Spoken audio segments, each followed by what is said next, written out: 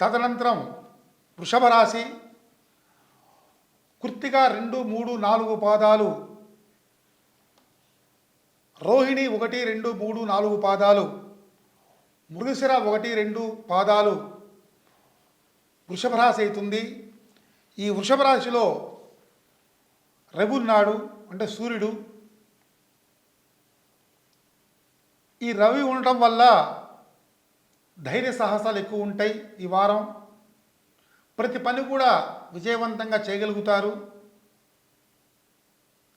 ఉద్యోగ ప్రయత్నాలకి అనుకూలంగా ఉంటుంది ఈ వారం. కంటి సమస్యలు రాకుండా చూసుకోగలగాలి. ఎక్కడికైనా సరే ధైర్యంగా వెళ్ళే ఆలోచన కలగజేస్తాడు రవి. ఈ వృషభ రాశి వారికి ద్వితీయం అంటే ధనస్థానంలో మిథునంలో గురుడున్నాడు. మొన్న మే 15 నుంచి గురుడు మారాడు. వృషభ రాశి వారికి ద్వితీయంలో గురుడు ఉండటం వల్ల మంచి ధనలాభం ఈ వారం. ఒక ఇల్లు కట్టుకోవటం, ఆస్తులు కొనటం, డబ్బులు రావటం, అనుకోని విధంగా డబ్బులు రావటం అనేది జరుగుతుంటుంది ఈ గురుడు వల్ల. తర్వాత 3వ ఇంట్లో కుజుడున్నాడు కర్కాటకంలో. వృషభ రాశి వారికి ఈ వారం వివాహ సంబంధాలు కొంచెం ఆలస్యమయ్యే సూచనలు కనపడుతున్నాయి. కోపం ఏమాత్రం కూడా పనికిరాదు. కోపం చాలా తగ్గించుకోవాలి, సామరస్యంగా ఉండాలి. కుజుడికి సంబంధించిన సుబ్రహ్మణ్య స్వామి అధిష్టాన దేవత. జంటనాగులు ఎక్కడైతే ఉన్నాయో ఆ గుళ్ళోకి వెళ్ళి అక్కడ అభిషేకం చేయించుకుంటే చాలా విశేషంగా ఉంటుంది. తర్వాత పంచమం అంటే కేతువు ఉన్నాడు పంచమం కన్యలో, మంచి ఫలితాలను ఇస్తాడు. ఇబ్బందికరమైన గ్రహం అయితే కాదు వీరికి. దేవుడి గుడికి వెళ్ళటం, భక్తి భావాలు పెంపొందించుకోవటం ఇలా చేస్తుంటాడు. ఒక మంచి మాట,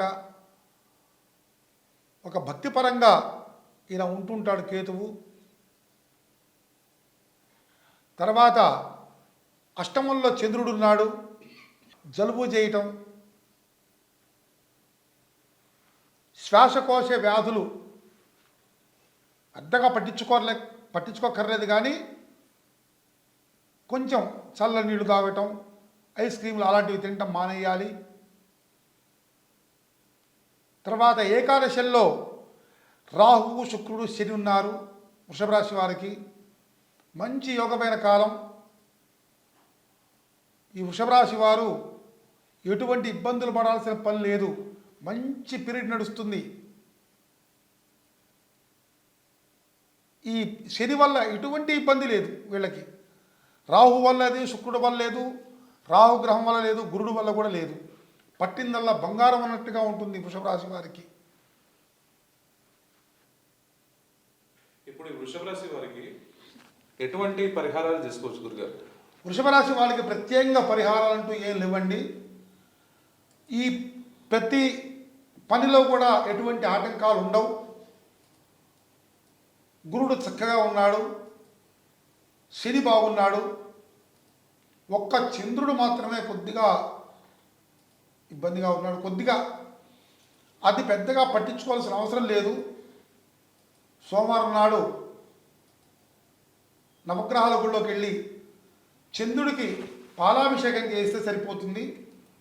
ఇది వృషభ రాశి వాళ్ళకు ఉన్నటువంటి ఈ వార ఫలితం. ఓకే.